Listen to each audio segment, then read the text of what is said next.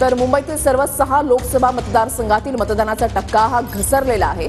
2019च्या तुलनेमध्ये 2024 मध्ये मतदानाचा टक्का हा घसरलाय।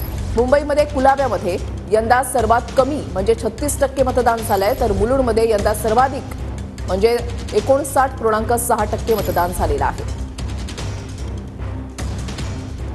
तर मुंबईमध्ये कुठे किती टक्के मतदान ते आपण पाहताय। मुंबई उत्तरमध्ये 2024 मध्ये म्हणजे आता 55.21% मतदान, 2019 मध्ये हा आकडा होता 60.09%।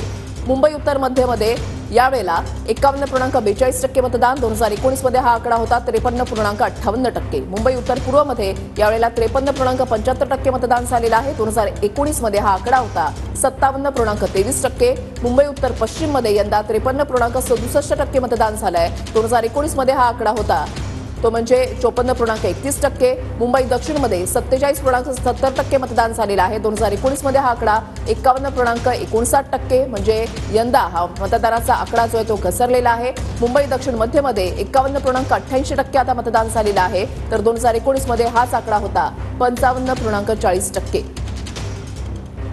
6 लोकसभा मतदारसंघातील मतदानाची एकूण टक्केवारी आपण पाहताय। यंदा किती टक्के मतदान झालं आणि 2019 मध्ये किती टक्के मतदान झालेलं होतं।